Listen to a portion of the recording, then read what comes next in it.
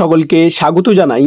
আজকে যে নতুন ভিডিওটা আমি নিয়ে এসেছি সেটা হচ্ছে Yuji first semester new syllabus 2024, অর্থাৎ সদ্য যারা উচ্চ মাধ্যমিক পাশ করে খুব ভালো নম্বর নিয়ে বা সীমিত একটা নম্বর নিয়ে গ্র্যাজুয়েশনে অনার্স যে কোনো সাবজেক্টে অনার্স বা প্রোগ্রাম কোর্সে ভর্তি হয়েছো, তাদের জন্য যে ফার্স্ট সেমিস্টার পরীক্ষা হবে, অর্থাৎ বিএর যে ফার্স্ট সেমিস্টার পরীক্ষা হবে তার সিলেবাস আমি এই ভিডিওর মাধ্যমে আলোচনা করব এবং তোমাদের এটা বলে দেব যে এই সিলেবাসে বা ফার্স্ট সেমিস্টারে তোমাদের কতগুলো পেপার থাকবে। তাহলে ফার্স্ট সেমিস্টারে যারা তোমরা অনার্স পেপার নিয়ে ভর্তি হয়েছো তাদের মোট 5টি পেপার থাকছে প্রথম সেমিস্টারে।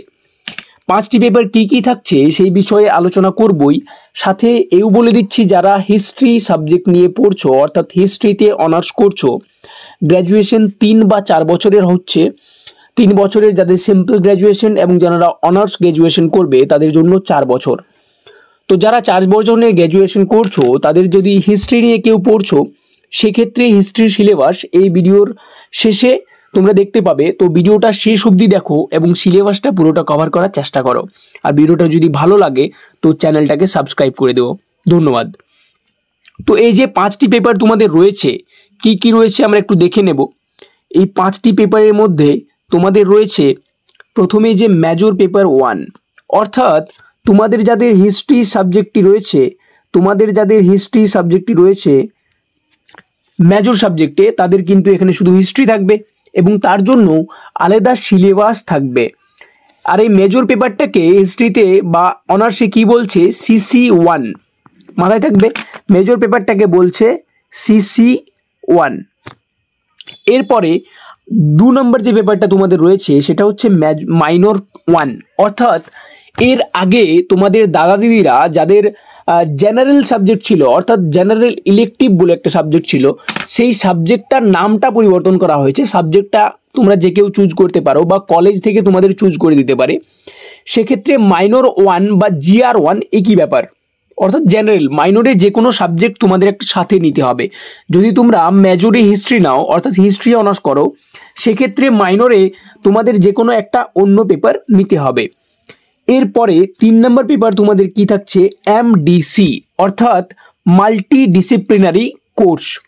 এই মাল্টি ডিসিপ্লিনারি কোর্সের আন্ডারে কি কি সাবজেক্ট তোমাদের নিতে হবে বা কলেজ তোমাদের কি কি সাবজেক্ট দিবে সে ব্যাপারটা বলে দিই। এক্সাম্পল স্বরূপ তোমাদের কম্পারেটিভ লিটারেচার আছে, কম্পিউটার অ্যাপ্লিকেশন রয়েছে এবং ইনফরমেশন এবং মিডিয়া সায়েন্স রয়েছে। এই 3টি পেপার তোমাদের এক্সাম্পল স্বরূপ দিলাম। এই 3টির মধ্যে যে কোনো একটি সাবজেক্ট তোমাদের কলেজ থেকে দিতে পারে। এরপরে আমরা চলে আসবো 4 নম্বর পেপারে, যেটা হচ্ছে SEC1, অর্থাৎ স্কিল এনহান্সমেন্ট কোর্স। মাথায় থাকবে এই স্কিল এনহান্সমেন্ট কোর্সটা হচ্ছে SEC1।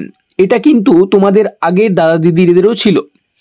এক্সাম্পল স্বরূপ এখানে কি কি সাবজেক্ট নিতে হবে, এখানে নিতে হবে ট্রাইবাল স্টাডিজ, নার্সারি এবং gardening, information and media science. এই 3টি পেপার এখানেও থাকবে। কলেজ তোমাদের যে কোনো একটি চুজ করে নিয়ে দিবে, অথবা তোমাদেরকে সেই সাবজেক্ট যে কোনো একটি চুজ করতে হবে। পরের যে 5 নম্বর পেপারটা বা লাস্ট পেপার তোমাদের যেটা থাকছে, অনার্স কোর্স যারা করছো, BAC, যার অর্থ হচ্ছে ভ্যালু অ্যাডেড কোর্স। মাথায় থাকবে ভ্যালু অ্যাডেড কোর্স। এখানে কোর্সটাতে কি থাকবে, এনভায়রনমেন্টাল স্টাডিজ। এখানে থাকছে এনভায়রনমেন্টাল স্টাডিজ। তাহলে টোটাল তোমাদের এই 5টি কোর্স তোমাদের হয়ে গেল। এই 5টি কোর্স যদি তোমরা কমপ্লিট করো তাহলে কিন্তু তোমাদের প্রথম সেমিস্টার কমপ্লিট হয়ে যাবে। কি কি হলো আরেকবার দেখে নিই। মেজর পেপার 1, অর্থাৎ এখানে যদি তোমাদের কারো হিস্ট্রি থাকে সেক্ষেত্রে হিস্ট্রি, কারো জিওগ্রাফি থাকলে জিওগ্রাফি, ইংলিশ থাকলে ইংলিশ বা বেঙ্গলি থাকলে বেঙ্গলি। মাইনর পেপার বললাম যে কোনো একটি সাবজেক্ট তোমাদের কলেজ চুজ করে দেবে বা তোমাদেরকে চুজ করতে পারে মেজর পেপার বাদ দিয়ে। তারপরে যে সাবজেক্টটা থাকবে সেটা হচ্ছে MDC বা মাল্টি ডিসিপ্লিনারি কোর্স, যেখানের মধ্যে এই সাবজেক্টগুলির মধ্যে এই 3টি মধ্যে যে কোনো একটি চুজ করতে হবে। তারপর রয়েছে SEC বা স্কিল এনহান্সমেন্ট কোর্স, এখানেও কিন্তু এই 3টির মধ্যে একটি চুজ করতে হবে বা কলেজ চুজ করে দেবে। এবং 5 নম্বর পেপার হচ্ছে ভিএসসি বা ভ্যালু অ্যাডেড কোর্স, যেখানে কিন্তু এনভায়রনমেন্টাল স্টাডিজ মাস্ট, মানে এনভায়রনমেন্টাল স্টাডিজ তোমাদের পড়তে হবে।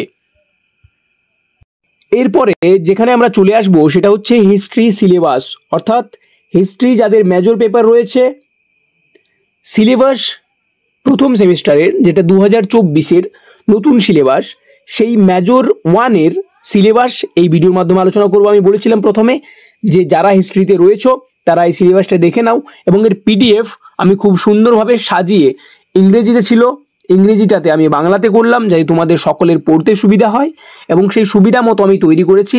তোমাদের এর পিডিএফ লাগলে 8101, একবার নাম্বারটা বলে দিচ্ছি, 8101574473, এই নম্বরে হোয়াটসঅ্যাপ করো এবং আমি এই পিডিএফটা তোমাদের পাঠিয়ে দেবো।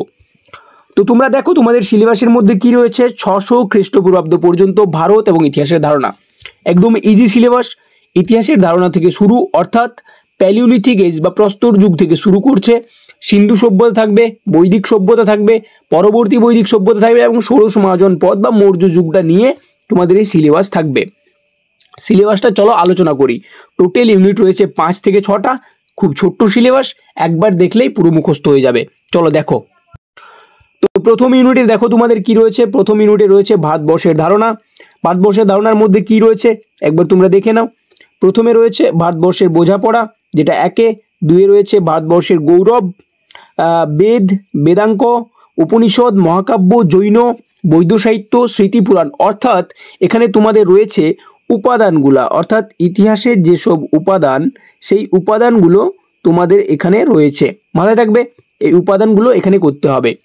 ইউনিট 2-তে চলে যাই। ইউনিট 2-তে কি রয়েছে, ভারতীয় দর্শন, বিজ্ঞান এবং পরিবেশ। এর মধ্যে কি রয়েছে, প্রথমে রয়েছে ভাষা ও লিপির বিবর্তন। 2-এ কি রয়েছে, ভারতীয় শিক্ষা ব্যবস্থা, অর্থাৎ প্রাচীনকালে যে শিক্ষা ব্যবস্থা ছিল সে তার কথা বলছে। তারপরে রয়েছে ভারতীয় বীরত্বের নৈতিকতা, ভারতীয় বীরত্বের নৈতিকতা রয়েছে। তারপর যেটা রয়েছে সেটা হচ্ছে বিজ্ঞান ও প্রযুক্তি। তারপরে রয়েছে পরিবেশ সংরক্ষণ, যেটা ভারতীয় দৃষ্টিভঙ্গিতে পরিবেশ কীভাবে সংরক্ষণ করা হয়, যেটা বৈদিক যুগ বা পরবর্তী বৈদিক যুগে যেরকমটা দেখা যায় সেই সম্পর্কে আলোচনা করতে হবে। তারপর রয়েছে স্বাস্থ্য সচেতনতা, অর্থাৎ জীবনের বিজ্ঞান, যার মধ্যে আয়ুর্বেদ এবং প্রাকৃতিক চিকিৎসা রয়েছে, আয়ুর্বেদ রয়েছে এবং প্রাকৃতিক চিকিৎসা রয়েছে। এরপরে আমরা ইউনিট 3-তে চলে আসবো। ইউনিট 3-তে কি রয়েছে, সূত্র এবং ইতিহাস রচনা। ইতিহাস রচনার যে সূত্র সেটা আমাদের করতে হবে, এটা আমরা দেখে নেব। তাহলে এই জিনিসটা আমাদের মাথায় রাখতে হবে যে সূত্র এবং ইতিহাস রচনার মধ্যে কি কি রয়েছে। প্রথমে রয়েছে 600 বিসিই, সরি এটা বিসিই হবে বা খ্রিস্টপূর্বাব্দ পর্যন্ত প্রাচীন ভারতীয় ইতিহাসের উৎস এবং ঐতিহাসিক প্রবণতা। এর উৎসটা কি এবং ঐতিহাসিক প্রবণতাটা কি এই সম্পর্কে আলোচনা করতে বলেছে। তারপরে রয়েছে সিন্ধু সভ্যতা, সিন্ধু ও বৈদিক সভ্যতা নিয়ে সম্পর্কের বিতর্ক, অর্থাৎ সিন্ধু সভ্যতাটা পুরাটা করতে হবে, এবং বৈদিক সভ্যতা সিন্ধু সভ্যতার মধ্যে সম্পর্ক বা পার্থক্য যেগুলো পড়তে হবে ভালোভাবে। তারপরে রয়েছে সিন্ধুর উল্লেখযোগ্য বৈশিষ্ট্য এবং ধারাবাহিকতা, পতন এবং বেঁচে থাকা, এই জিনিসটা রয়েছে। এরপর আমরা সোজা চলে আসবো ইউনিট 4-এ। ইউনিট 4-এ আমরা দেখে নেব শিকারী সংগ্রাহক এবং খাদ্য পণ্যের আবির্ভাব রয়েছে। এর মধ্যে কি রয়েছে একবার আমরা দেখে নেব। এর মধ্যে রয়েছে প্যালিওলিথিক সংস্কৃতি, ক্রমবিবর্তন, পাথর শিল্প, প্রযুক্তিগত উন্নয়ন, মেসোলিথিক সংস্কৃতি, আঞ্চলিক ও কালানুক্রমিক বন্টন, অর্থনীতিতে নতুন উন্নয়ন, রক শিল্প রয়েছে অর্থাৎ পাথর, নিওলিথিক এবং চ্যালকোলিথিক সংস্কৃতি, অর্থাৎ এখানে আমাদের 4টি রয়েছে, প্যালিওলিথিক রয়েছে, মেসোলিথিক রয়েছে, আর নিওলিথিক রয়েছে এবং চ্যালকোলিথিক রয়েছে। 4টি যুগ আমাদের কিন্তু ভালো করে পড়তে হবে। এরপর আমরা চলে আসব ইউনিট 4 অর্থাৎ হরপ্পা ও বৈদিক সভ্যতাতে। হরপ্পা ও বৈদিক সভ্যতাতে আমরা দেখে নেব যে এখানে কি রয়েছে না, হরপ্পা ও বৈদিক সভ্যতাতে রয়েছে এর উৎপত্তি, হরপ্পা সভ্যতার পর্যায়, বসতি স্থাপনের ধরন, শহর পরিকল্পনা, সভ্যতার সাধারণ বৈশিষ্ট্য, এইগুলো রয়েছে। 2 রয়েছে কৃষিভিত্তি, অর্থাৎ তারপরে রয়েছে ধর্মীয় বিশ্বাস, মৃৎশিল্প, হরপ্পান শহরের পত্তন। তারপরে 3 রয়েছে আর্যদের আদি বাসভূমি, জানিয়ে অনেক বিতর্ক রয়েছে, তারা ভারতীয় ছিল, তারা মধ্য এশিয়া থেকে এসেছিল, এই বিতর্কগুলো পড়তে হবে। তারপরে যদি সোজা চলে যাই, তারপরে আমরা এখানে দেখব বৈদিক সংস্কৃতি পড়তে হবে, প্রারম্ভিক বৈদিক, উত্তর বৈদিক অর্থাৎ পরবর্তী বৈদিক, বৈদিক রাজনীতি, সমাজ, অর্থনীতি, এরপরে আমরা চলে আসবো ইউনিট 5-এ, যেটা হচ্ছে ভারত খ্রিস্টপূর্ব 6ষ্ঠ শতাব্দী থেকে মৌর্য যুগ পর্যন্ত। যদিও এখানে 6 শতক বলেছিল, কিন্তু এখানে একটু বাড়িয়েছে সিলেবাসটা, জানি না এরকমটা কেন লিখেছে। তো আমরা একটু পড়ে নেব তাহলে মৌর্য যুগ পর্যন্ত। এখানে রয়েছে সূত্র বা উপাদান, একই ব্যাপার। 2 রয়েছে ভারত খ্রিস্টপূর্ব 6ষ্ঠ শতকে মহাজনপদ রয়েছে, প্রজাতন্ত্র রয়েছে, সৌর কেন্দ্রগুলির বৃদ্ধি উত্থান রয়েছে, মগধ রয়েছে। অর্থাৎ তোমাদের এখানে ষোড়শ মহাজনপদ পড়তে হবে এবং মগধটাকে বিশেষ করে পড়তে হবে। অর্থাৎ মগধের মধ্যে যেসব ছিল হর্যঙ্ক বংশ, শিশুনাগ বংশ, নন্দ বংশ, তারপরে মৌর্য বংশ, তো এই ব্যাপারটা তোমাদের পড়তে হবে। তারপরে 3 রয়েছে খ্রিস্টপূর্ব 6ষ্ঠ শতাব্দীতে ধর্মীয় ব্যবস্থা, বৌদ্ধ ও জৈন ধর্ম, এইগুলো রয়েছে। তারপর যদি তোমরা সোজা চলে যাও 4 নম্বরে, তাহলে 4 নম্বরে এখানে দেখতে পাবে মৌর্য সভ্যতায় রয়েছে চন্দ্রগুপ্ত মৌর্য, মৌর্য প্রশাসন, অশোকের ধর্ম, মৌর্য সমাজ, এটা পুরোটাই গ্রিক আক্রমণের সাথে রয়েছে। গ্রিক আক্রমণটা ইম্পর্টেন্ট আছে, এটা একটু দেখে নেবে। এবং শেষের চ্যাপ্টারে যদি তোমাদের যাওয়া হয় এবার শেষের ইউনিটে, যেখানে রয়েছে বৌদ্ধ ও জৈন ধর্ম, এই বৌদ্ধ জৈন ধর্ম সম্পর্কে তোমাদের পুরোটাই কিন্তু আলোচনা করতে হবে। গৌতম বুদ্ধ এবং মহাবীর সম্পর্কে পুরোটা কিন্তু তোমাদের জানতে হবে। এখন যদি তোমরা ঠিক মতো পড়াশোনা করো, এই ফার্স্ট সেমিস্টারের পুরো সিলেবাস থেকে, অর্থাৎ গ্র্যাজুয়েশনে যে সিলেবাসটা তোমাদের থাকে সেটা কিন্তু পুরো ইন্ডিয়ান হিস্ট্রি কভার করা থাকে। এই এখনই যদি তোমরা পড়ে নিলে ঠিক মতো, তাহলে কিন্তু পরে আর অসুবিধা হবে না। এমএতে বা নেট সেটের ক্ষেত্রে কিন্তু সুবিধা হবে। গ্র্যাজুয়েশনে ফাঁকি মেরে দিলে এই জায়গাতে কিন্তু অসুবিধা। আমি চাইবো তোমরা খুব সুন্দরভাবে ভালো করে পড়ো, যাতে আমাদেরও ভালো লাগে এবং তোমাদের টিচাররা যার ঘরে মা বাবা রয়েছে তাদেরও যেন এটা ভালো লাগে। তো ভালো করে পড়াশোনা করো যখন পড়বেই, আর বাদবাকি তো বেস্ট অফ লাক রয়েছে। আর খুব সুন্দরভাবে সিলেবাসটা কভার করো। আর ভালো লাগলে অবশ্যই সাবস্ক্রাইব করো, একটা লাইক করো, আর ভিডিওটা শেয়ার করো বন্ধুদের মধ্যে। তো ধন্যবাদ।